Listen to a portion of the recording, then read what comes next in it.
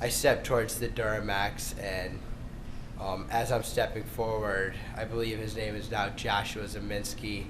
He steps towards me with a pistol in his hand, and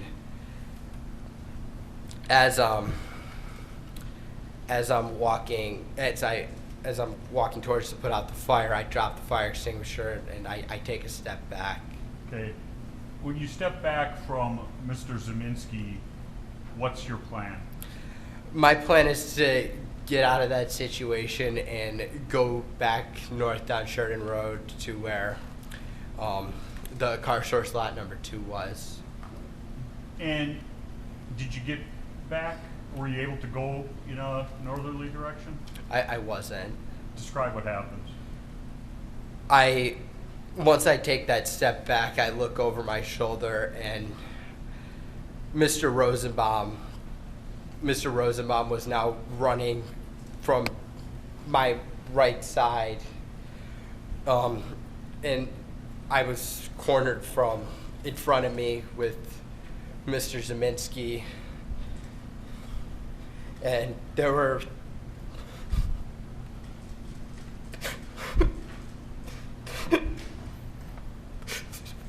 there were 3 people right there. Take a deep breath, Kyle.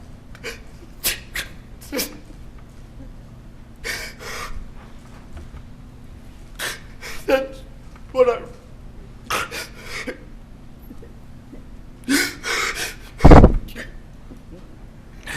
That's what I run. We're going to just take time for our break anyway. You can just relax for a minute, sir. We're going to take a break, about 10 minutes, and please don't talk about the case during the break. Read, watch, or listen to any account of the trial.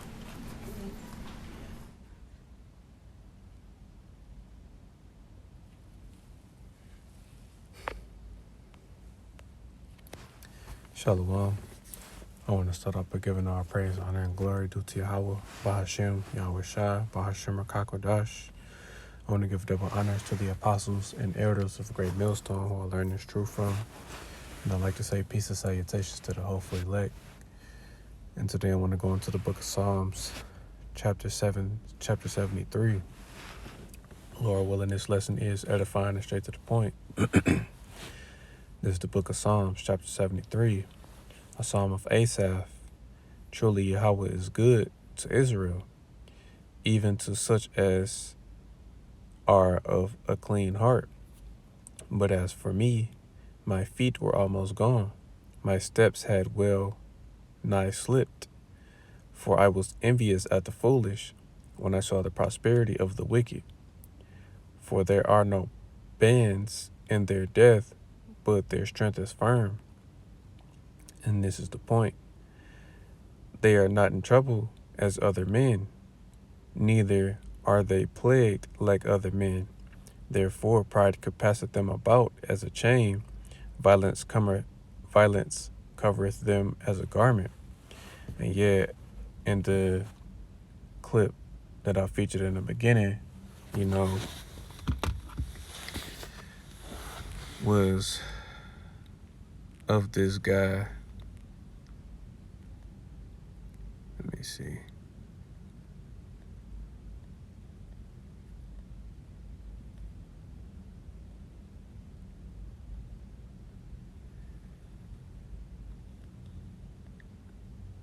Was it this guy, Kyle Rittenhouse, Slack you. He went across state lines, during a protest and killed 3 people. And the point being is that, Esau Edom, he isn't in trouble like other men. He doesn't get in trouble as other men do, because if that had been an Israelite man, a so-called Negro, Latino, Native American man that have committed that same act that he did, they would have been thrown under the jail or executed on sight, But being that, we're in Esau's kingdom, we're in Esau's society, he's going to get off with a slap on the wrist. He's not going to be in trouble as other men would, And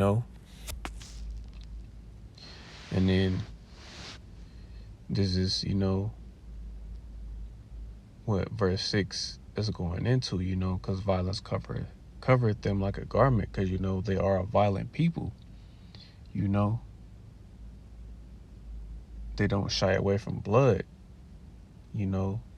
That's why Esau is known as a bloody man, He's violent. Continuing on, verse 7. Their eyes stand out with fatness. They have more than heart could wish. They are corrupt and speak wickedly concerning oppression. They speak loftily. They set their mouth against the heavens, and their tongue walketh through the earth. Therefore his people return hither, and waters of a full cup are wrung out of them. And they say, how doth Yahweh know? And their knowledge in the Most High. Behold, these are the ungodly who prosper in the world. They increase in riches. And yes, starting with the elites of Esau Edom, the Rothschilds, the Rockefellers, the DuPonts, and so forth, they have more than the heart could wish, because they're elites of this world. They run the world, they are the shadow government. They pretty much have the entire world in their hands, but, they're corrupt. They speak wickedly, they have these secret councils where they, come up with ways to come against the nation of Israel on how to further oppress us and ultimately make us perpetual slaves, with the mark of the beast. This is what they do. And they even oppress their own people. Verse 13. Verily I have cleansed my heart in vain, and washed my hands in innocency. For all the day long have I been plagued, and chastened every morning. If I say, I will speak thus, behold, I should offend against the generation of thy children. When I thought to know this, it was too painful for me, until I went into the sanctuary of Yahweh. Then understood I their end. And yes, the end of Esau Edom first is going to be, the destruction of America. It's going to be wiped out by way of the 200 million missiles that are going to be shot off throughout the world. And simultaneously, while the missiles are destroying America, the chariots are going to be shooting fire, that concentrated fire as well. That's going to be their end. And after that happens, starting with the nation of Edom and along with the other nations, they're going to be slaves,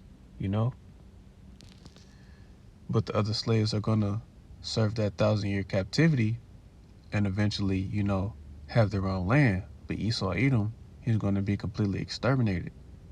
They'll no longer, be on the earth.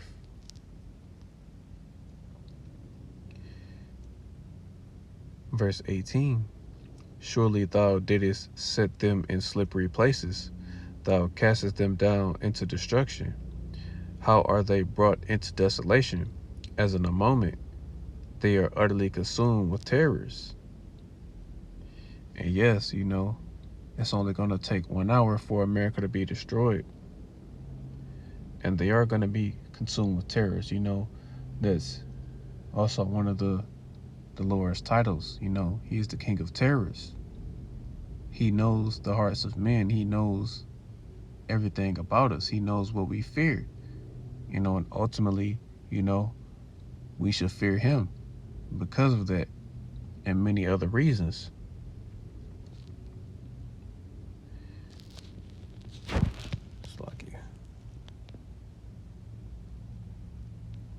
Verse 20.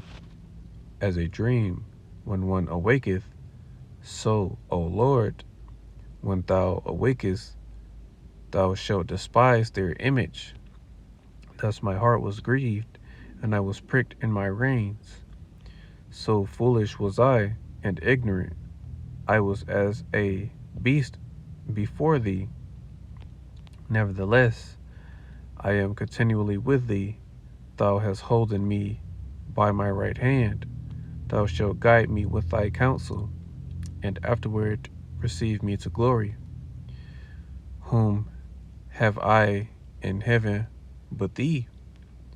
And there is none upon the earth that I despise, that I desire beside thee. My flesh and my heart faileth, but Yahweh is the strength of my heart, and my portion forever. For lo, they that are afar from thee shall perish. Thou hast destroyed all them that go a whoring from thee. But it is good for me to draw near to Yahweh. I have put my trust in the Lord Yahweh, that I may declare all thy works. And yes, that's, what we should do in this time, put our trust in the Lord. And just like it says in verse 27, this is referring to the 2/3, they that go a whoring, committing spiritual fornication, worshiping these other gods, these false images, these false idols, as the heathen do, they're going to be destroyed because they refuse to turn from their wicked ways and return to the true power of heaven and earth, Yahweh Bahashem Yahweh Shai. And that's going to be their end. But, it's good for us to draw near unto the Lord, because he is our shield and buckler. He is going to deliver us, in our time of trouble, especially coming into the time that we're coming into, the time of Jacob's trouble. Because, we're still vastly approaching that time. And things are becoming, more and more clear by the day. Things are starting to speed up more and more.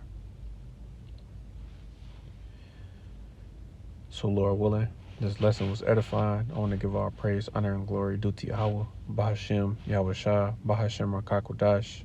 I want to give double honors to the apostles and elders of Great Millstone, who I learned this truth from. And I'd like to say peace and salutations to the hopefully elect. For the next time I say Shalom.